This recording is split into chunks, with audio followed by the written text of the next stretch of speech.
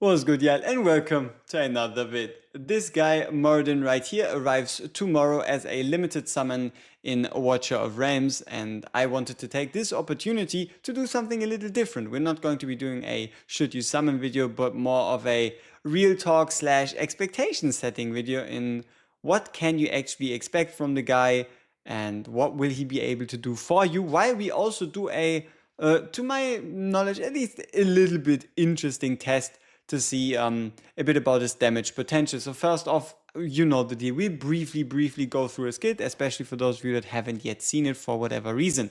But when deployed, you have the defense penetration. So he, upon deployment, can take care of some units, which might become relevant in the tower, considering the tower is now going to pretty much refresh every single month with different stages.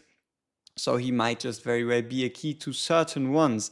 If there are no enemies in range, enters the charging state. This is an integral part of his kit, and that is because the Dark Infusion makes him really strong. Dark Infusion allows him to get up to 50% base stats, as well as extend the duration of the ultimate by 4 seconds, so you can double the ultimate duration as long as there are no enemies in range. So if there are no enemies in range, you'll be able to get these stacks, and at max stacks of Dark Infusion, he changes to a different state where he restores rage, which means you'll be able to get to his ult quicker. So the key part to making the most use of Moridin is making use of the charging state mechanic. So you always want to probably ult with him and then put him into a situation where he doesn't have a target to then fuse up and get Dark Infusion stacks back. And then at max stacks, he'll be able to get his ultimate sooner. Next up, you have, let's just talk about the most important part, right? It's his ultimate. He teleports, he does a like instant damage hit, and then he changes into another state, during which he deals 320% attack, damage per attack. And when he is charging his power during the ultimate, he restores rage to others. But yeah, he basically is a basic attacker with a lot of defense penetration, a lot of hits, and a lot of stats, like a lot of attributes, especially once you charge up that Dark Infusion. And on top of that, you also have the exclusive artifact during which you increase the single target damage and also apply vulnerabilities. So what is important, and you might have already realized, is it heavily depends on how useful he is in his charging state, or better said, outside of or during content where he won't be able to use his charging state. Something where he's already not crazy good, but really good, like the third best option after Wukong and Kigiri, is Abyss, because in Abyss you can just point him away from the boss during the physically resistant phase, which then allows him to hit harder during the magical phase. But what we have to see right here is we do something super simple, right? Just so you have some gameplay, while we also briefly talk about where I expect him to go, what I expect him to do, as well as let's actually go with the Nightmare comp, because it's a bit more popular. So let's bring him in a Nightmare comp. We're obviously not going to do anything too crazy. Let's just put him in. You've already seen it. He's already geared. So let's just get ourselves a Diao 2. Maybe not this one. All right, so here we have our team. It's just to make sure that we can actually kill the shield. Otherwise, this would be a bit disappointing. So what we're going to be doing is we're just going to be bringing in Mr. Wukong. We will be bringing in Mr. Moriden, and then also obviously get ourselves the full Nightmare buff right here, as well as the healing from Elowen.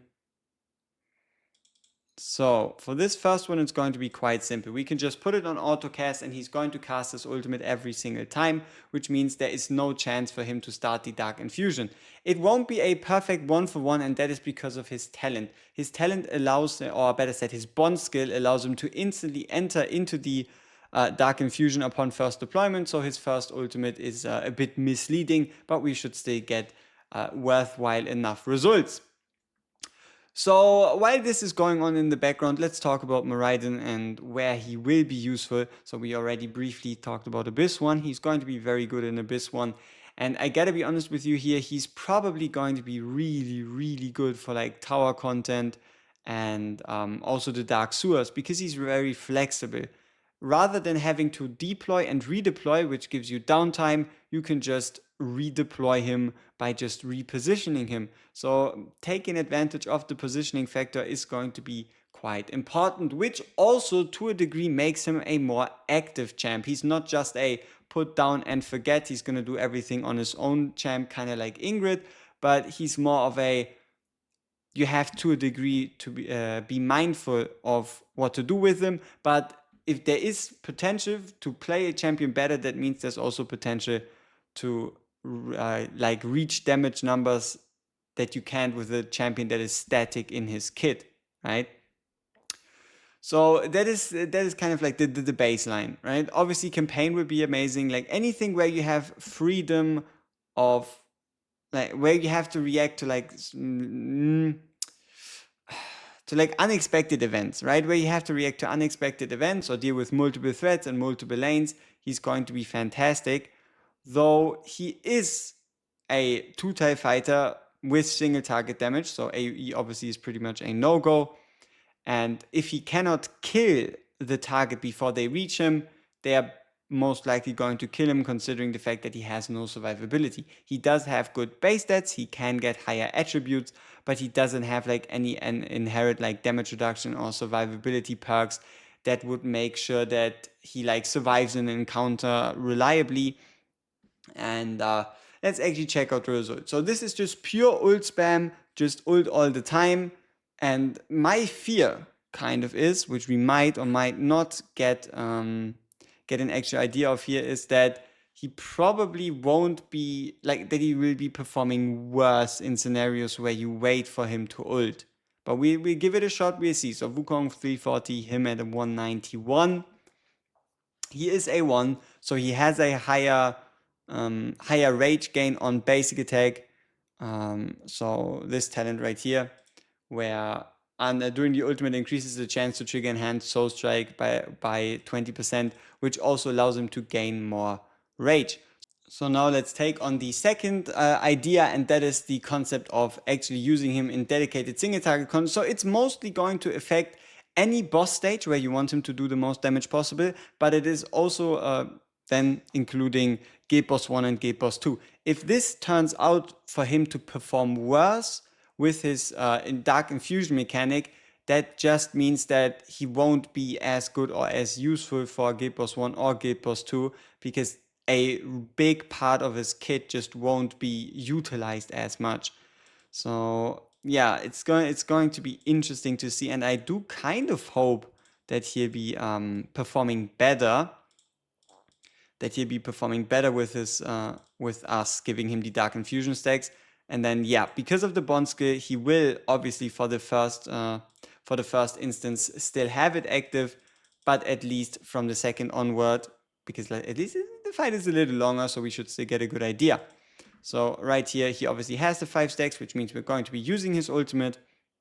And yeah, important is do not trigger the ultimate on the hotbar. If you trigger the ultimate on the hotbar, you won't be able to replace him, deplace him, make him change position. That whole thing just doesn't work.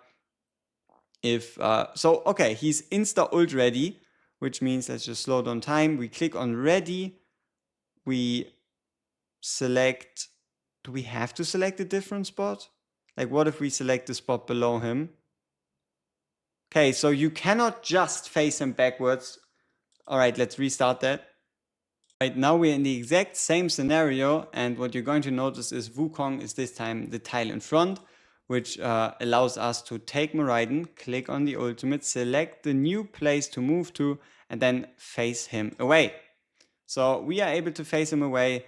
Wukong will be doing his damage, and now we kind of just have to wait for him to not only get his ult back, but also if he does get his ult back faster, for him to have these 5 flames active. So we see it's 2 flames, 3 flames, 4 flames, and then it's, come on, it's the 5th one. So now we would have to wait for him to be ult ready again. But I gotta be honest with you, it is to a degree pretty quick.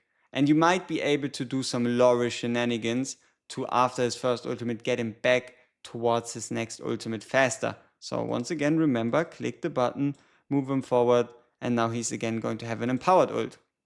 So from here we can obviously just let it run on auto again, or let it run on 2x speed. Yeah, I don't know. So one issue I do have with him is the vulnerability aspect, and that is because his ultimate lasts 40 seconds, and even with the exclusive artifact, his vulnerability only ever lasts 15 seconds.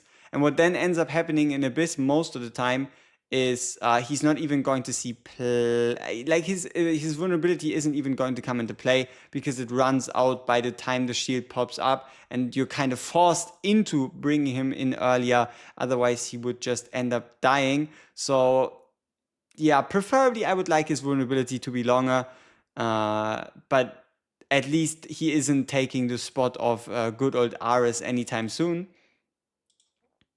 So let's see here. We're again waiting. But yeah, this is obviously downtime during which he won't be dealing any damage. So can 50% stats actually make up for that downtime? That is what I'm kind of worried about. Oh, sorry for that.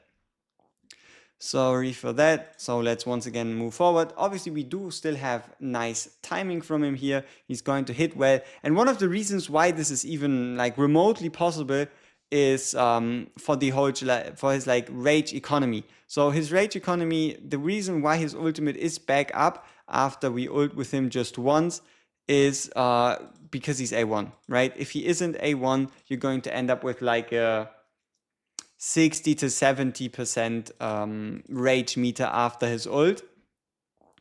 And yeah, that obviously isn't the same thing as 100%, and it all has to do with his talent, where if he does a soul strike, he actually gains a certain amount of rage back. Let's see, so 10 seconds. Okay, we faced him backwards, and we obviously won't be able to get back in time. So let's check it out. Was it actually worth it, right? Was the sacrifice of Moridin in moving him and having him look away worth it? Because we are on A1, right? This is the best time for him to work this way. And you can clearly see it is not worth it.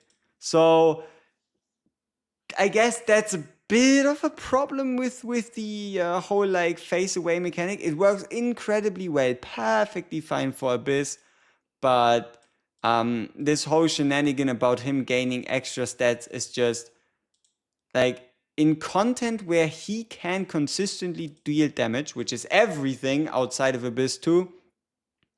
This whole and when there are no enemies in range, charging state cannot be used in boss fights, right? In boss fights without any downtime, this cannot be used, and you're better off just attacking with them permanently. So it kind of feels like he's losing a part of his kit. But obviously in content where he can use it and where it does not affect like his damage uptime, it is still quite good. So overall, he's most likely going to go into Abyss 1, the Dark Sewers campaign, but maybe AMR, but he is by no means a Kigiri 2.0. So he is closer to Wukong than Wukong is to Kigiri.